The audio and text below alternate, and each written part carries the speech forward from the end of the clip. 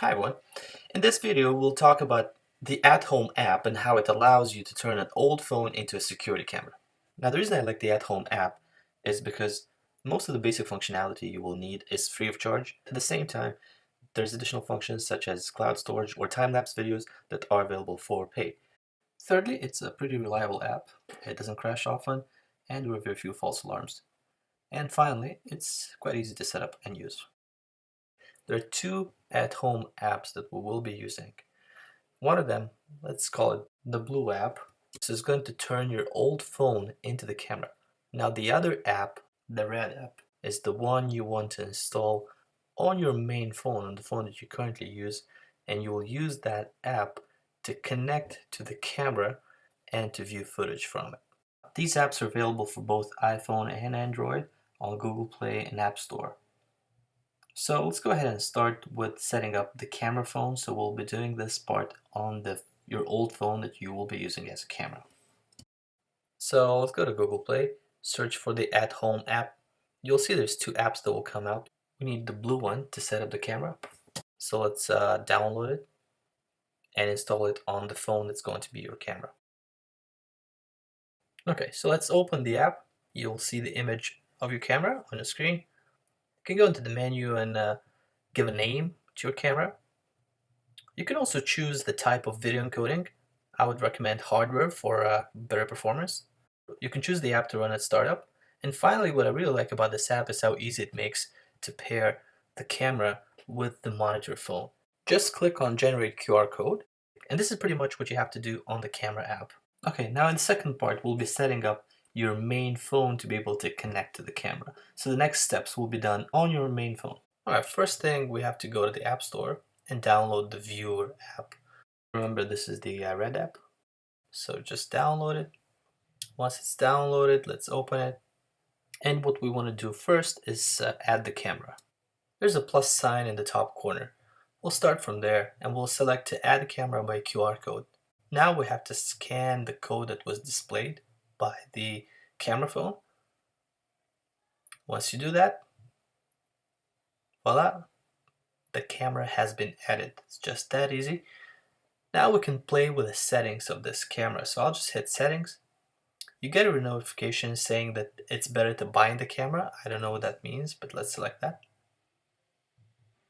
Okay, so you can again go back to the name and give your camera any name you want.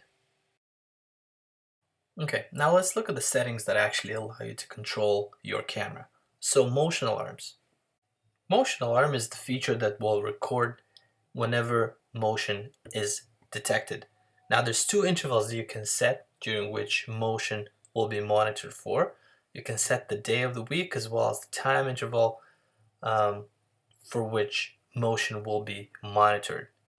A motion alarm is very useful for a camera that will be left inside your house, let's say when you're not home. So you want to make sure you'll be notified and that the video will be recorded when motion is triggered. So once you're done setting up the intervals, you can actually adjust the sensitivity of the camera, of the motion detection between high and low settings, and this will control how sensitive the motion detection is. Okay, now another way to program your camera is to set up scheduled recording.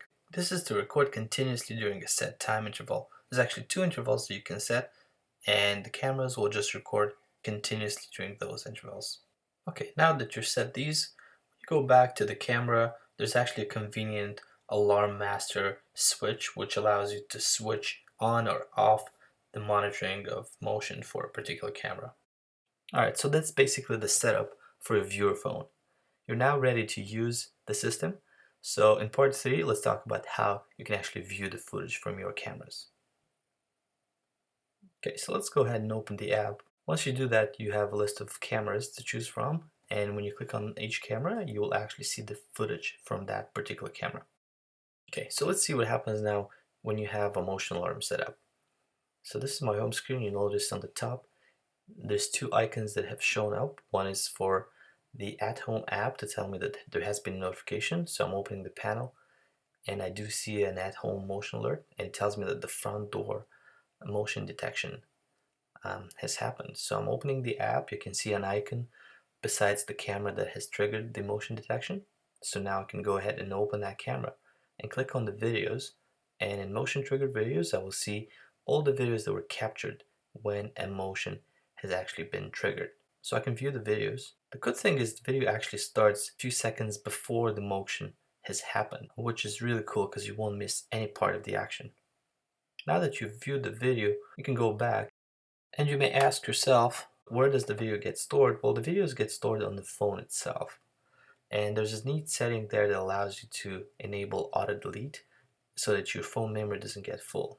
But what if your phone gets stolen? Let's say if you have it outside. Or what if your phone's really old and doesn't have too much memory for videos? Well, this is where the premium features of this app called Cloud Storage comes in really handy. So what Cloud Storage does is actually allows you to store all your videos on the cloud instead of storing them on the phone. So basically they'll be stored on the internet. It won't take any space on your phone, and even if the phone gets stolen, the videos are still there. So you can go ahead and browse all the videos that you have on the cloud.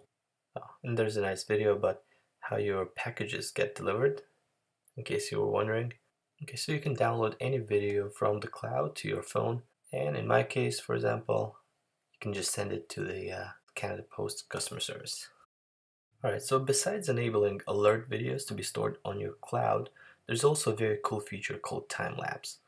So what time-lapse does is actually records a sequence of images, which are then stick together to form a video.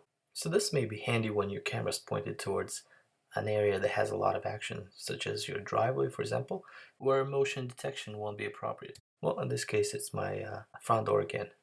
Alright, so we've covered cloud storage, but there's other neat features that you can get when you buy premium service on your camera. So let's go ahead and open my camera. As you can see, my front door camera has premium service, but let's click on another camera and see what can you actually get for buying premium service. So aside from cloud storage, which we've already discussed, you get time-lapse, which you've already seen. When you pay for premium service, you can actually record video in HD. You can also view several cameras simultaneously in a group view function, which comes in really handy. Enhanced two-way audio allows you to speak to the person standing in front of your camera, and you can actually hear the person speak back. Well, and finally, you get no ads in the premium version, and you're also allowed to transfer the premium service from one camera to another. Alright, so this concludes my review of the at-home app. So if you have an old phone lying around, go ahead and install the app on the phone and turn it into a security camera. You can also click on the link on the screen and watch my other video about how to encase the phone so you can use it outside. Well, thanks for watching this review, and don't forget to subscribe.